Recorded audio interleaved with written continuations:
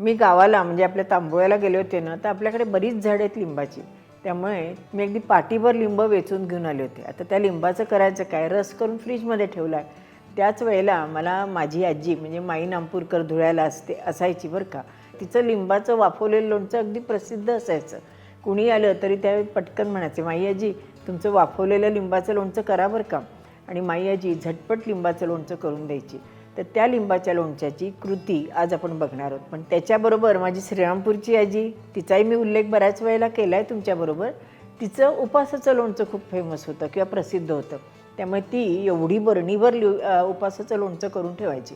त्यावेळेला उपास तर भरपूरच असायचे. मग कोणी आलं की ती त्यांना बरणीभर उपासाचं लोणचं द्यायची. मंडळी अगदी खुश होऊन जायची. आज दोन्ही आज्यांची आठवण म्हणून ही 2 प्रकारची लोणची आपण बघणार आहोत. चला तर मग ती कशी करायची ते बघण्याकरता आपण आपल्या स्वयंपाकघरात जाऊयात. सगळी तयारी आहे. येत आहे?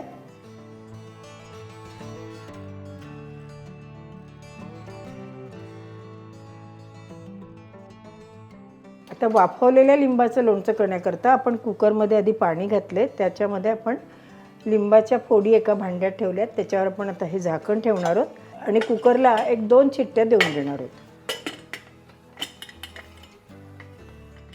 तर उपासाचं लिंबाचं लोणचं करण्याकरता आपण 5 लिंब आपण चिरून घेतली. त्याच्यामध्ये 25-30 आपण मनुका घालणार आहोत.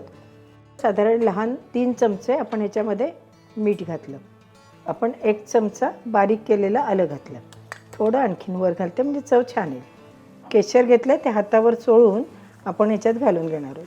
केशर ऑप्शनल आहे, पण याने केशराने रंगही छान येतो आणि चव पण चांगली येते. अंदाजे 1 वाटी आपण ह्याच्यामध्ये साखर घातली. 2 चमचे लाल तिखट घातलं. आता हे सगळं आपण हलवून एका बरणीत भरून ठेवून देणार. म्हणजे लिंबाला रस सुटेल, साखर विरघळेल आणि आपलं लोणचं एक साधारण 10-12 दिवसामध्ये चांगलं मुरलं जाईल. ह्याच्यात आपण काजूचे तुकडे घातले तरीसुद्धा छान चव येते बरं का. चारोळ्या म्हणा किंवा काजूचे तुकडे. आणि हे लिंबाचं लोणचं वर्षभर टिकतं, अगदी बाहेरसुद्धा टिकतं. कारण ह्या लिंबाच्या लोणच्यामध्ये कुठेही पाण्याचा अंश नाही आहे. त्यामुळे हे लोणचं चांगलं टिकतं. फ्रीजमध्ये तर अगदी आरामात टिकतंच. एक 5-6 दिवस बाहेर बरणीत ठेवायचं. येता जाता सारखं हलवायचं. उन्हात ठेवलं तर उत्तमच. लिंबाच्या फोडी मुरल्यानंतर त्याचा रंग बदलतो. तसं बदललं की आपलं लोणचं झालं असं समजायचं.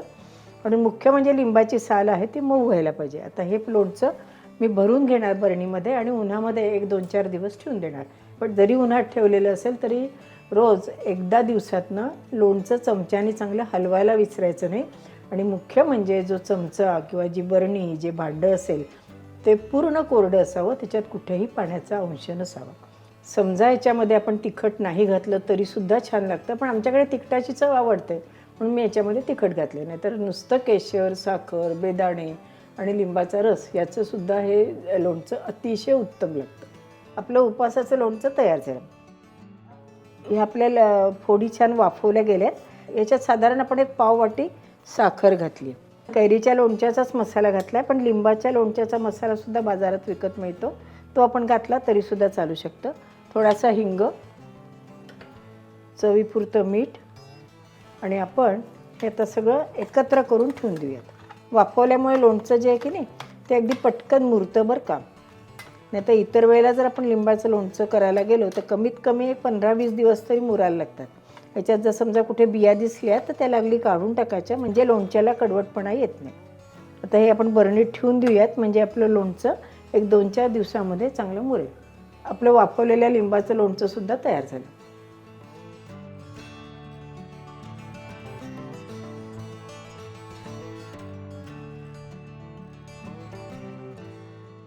आहे की नाही. आपले पूर्वीचे लिंबाचे पदार्थ किंवा पूर्वीचे जे पारंपरिक आपले पदार्थ आहेत ते अतिशय करायला सोपे, झटपट, चांगले, चविष्ट असेच होते. आणि मुख्य म्हणजे तोंडाला चव आणणारे होते. त्यातलेच हे 2 प्रकार आज आपण बघितले. असे अनेक लिंबाचे पदार्थ मला तुम्हाला दाखवायचे. आजचे 2 पदार्थ तुम्हाला कसे वाटले, तुम्ही करून बघितले का, हे मला नक्की अभिप्रायामध्ये कळवा. अशा छान छान, सोप्या, चविष्ट आणि मुख्य म्हणजे पारंपरिक रेसिपी बघण्याकरता आपल्या अनुराधा चॅनलला लाईक करा, शेअर करा आणि सबस्क्राईब करा. आणि हो, आपली संस्कृती बाय अनुराधा हे चॅनलसुद्धा बघायला विसरू नका बरं का. त्या आपल्या चॅनलवर सुद्धा मी अनेक आपल्या संस्कृतीबद्दल माहिती देत असते. धन्यवाद.